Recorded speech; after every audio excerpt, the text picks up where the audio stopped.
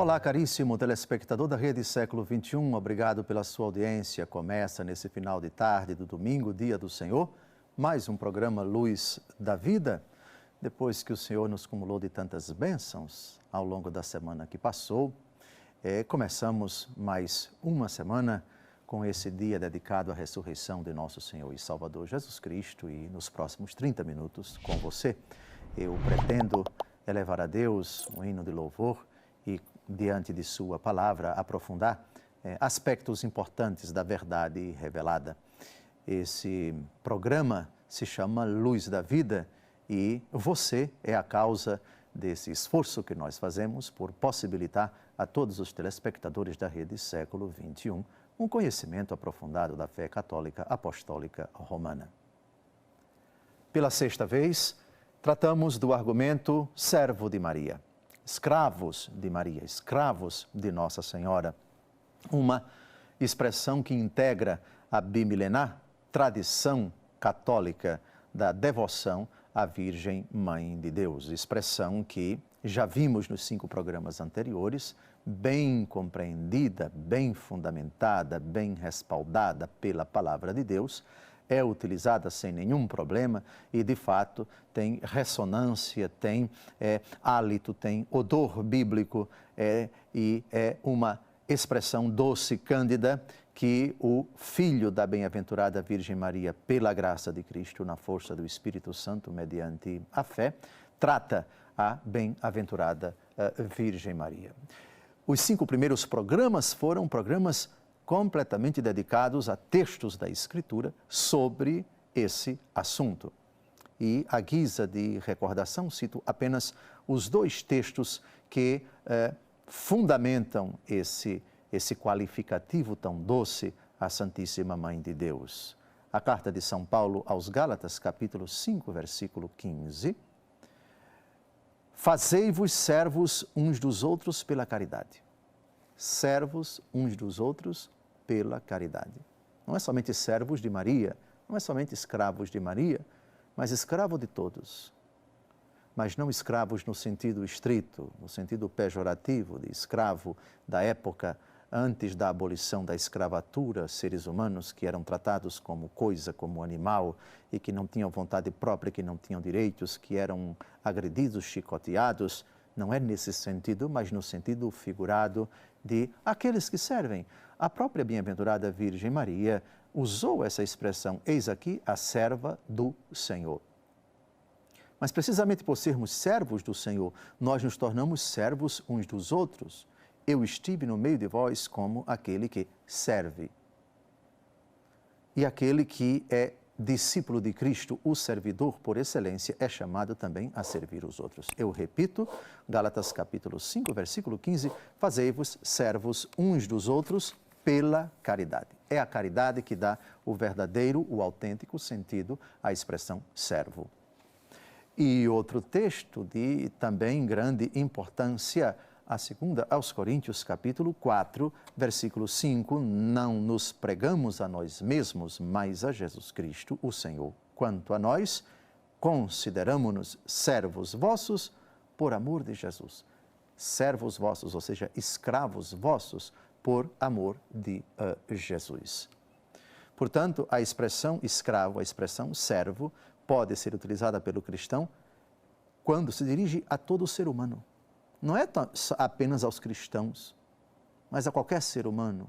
O cristão é escravo de todos, mas escravos por amor de Jesus. Escravos pela caridade. Escravos por amor de Jesus, 2 aos Coríntios 4, capítulo 5. Escravos pela caridade, Gálatas, capítulo 5, versículo 13. O programa de hoje vai dar uma olhadinha num dos escritos mais bonitos de um dos santos mais queridos da Igreja. Estamos aqui com a versão eletrônica que vai aparecer na tela do seu televisor, São Luís Maria Grignon de Montfort. São Luís Maria Grignon de Montfort é um santo que nasceu na França.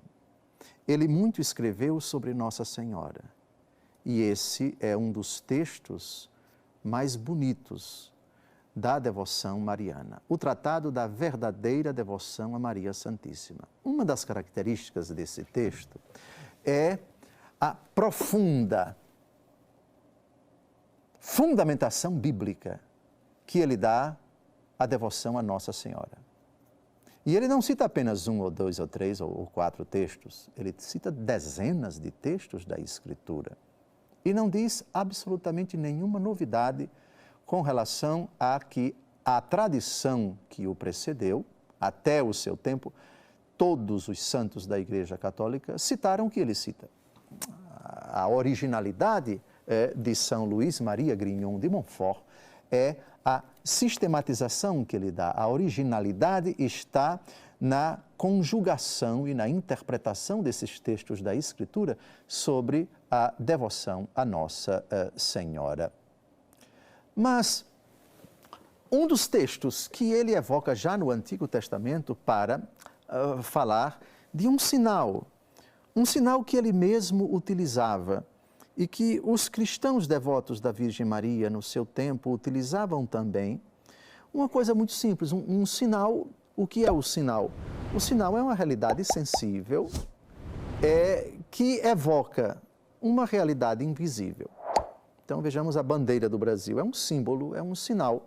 Olhando para a bandeira do Brasil, todos contemplam a pátria brasileira, que é uma realidade invisível. Esse é o papel do sinal, levar as pessoas a contemplá-lo pelos sentidos. Nesse caso, a bandeira é um sinal perceptível pela visão. Olhando para a bandeira, você é remetido, por assim dizer, a uma realidade que não está ali naquele pano, naquele tecido, naquele símbolo, que é a própria pátria. O sino da igreja é um sinal, quando chega aos ouvidos, evoca na pessoa a ideia de que vai haver ou está havendo algum evento religioso naquela igreja. Os fogos, soltam fogos, é um sinal de uma comemoração, de um aviso, de algum evento que está acontecendo, uma comemoração, etc. Pois bem, e um dos sinais sugeridos por São Raimundo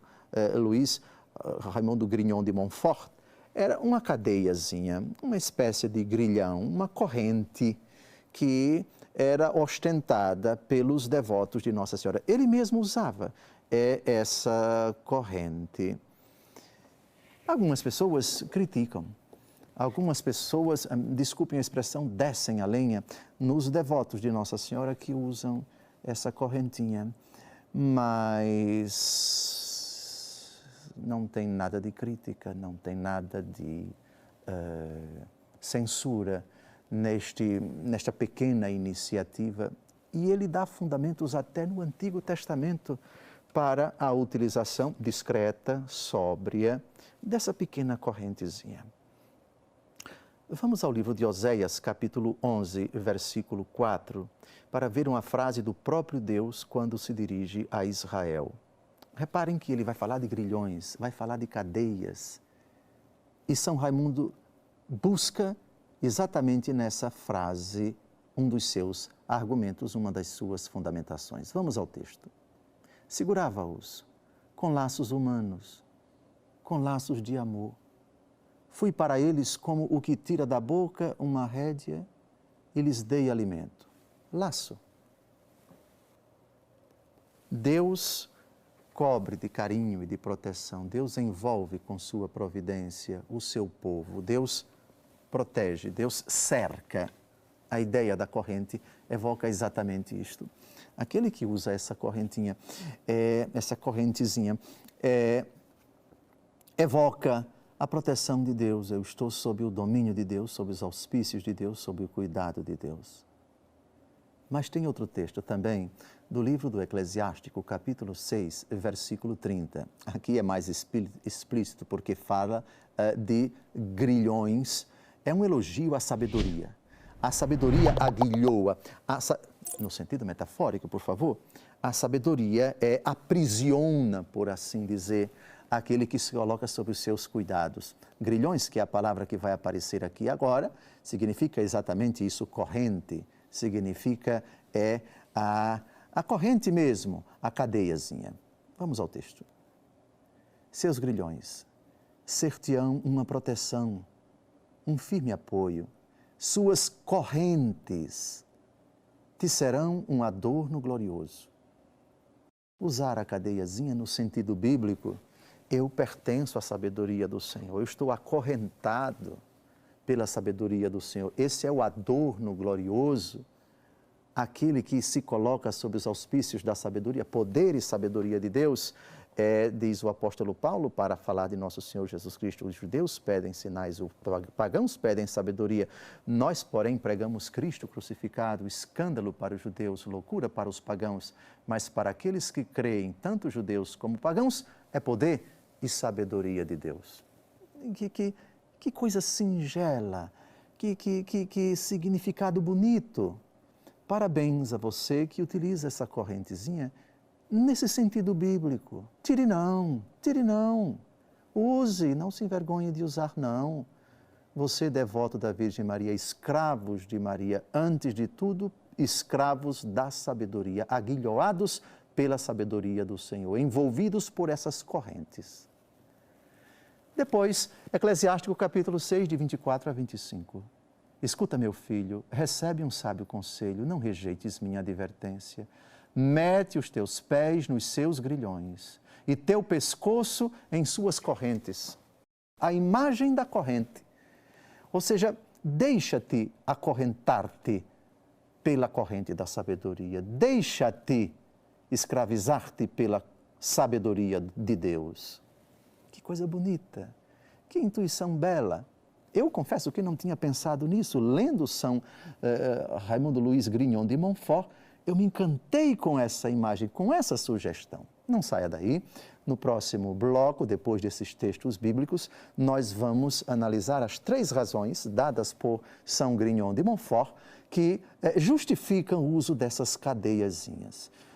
Um texto muito interessante. Não saia daí, voltaremos daqui a pouco para o segundo e último bloco desse 6º programa, Escravos de Nossa Senhora, Escravos de Maria. Agora, nós vamos dar 3 razões de São Luís Maria Grignon de Montfort para o uso dessas cadeiazinhas. É errado utilizar, eu não utilizo. Não é errado utilizar e você não é obrigado a usar. Deve-se respeitar aquele que não usa a cadeiazinha. O que não se admite é que se critique e que se tente dizer que isso é antibíblico, que isso é contrário à sadia devoção a Nossa Senhora ou à fé católica, nada disso.